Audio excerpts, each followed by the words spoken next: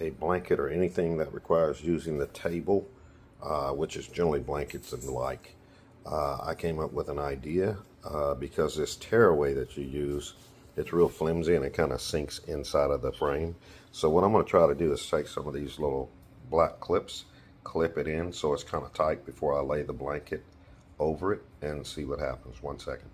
As you can see, I put the clips on this side and also on that side. It's not going to be super tight. And another thing that I decided to try was to put, I'm going to put plastic over the area where the logo goes, so it can prevent this, maybe some of this pulling of this type of material from kind of seeping through the threads. I'll get back to you all and let you know how it goes. 1 second.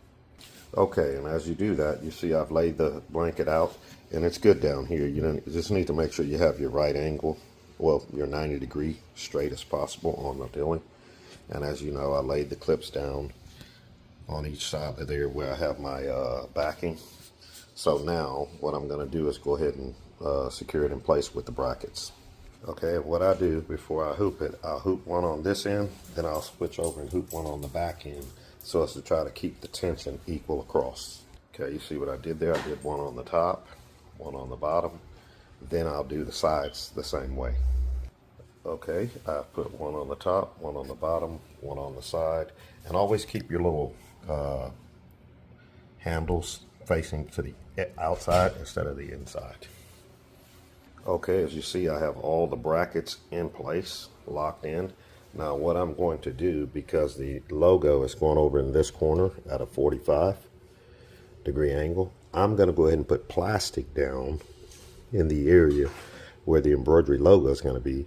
So hopefully it'll keep this type of material from seeping through the threads and save us a lot of time from having to double up.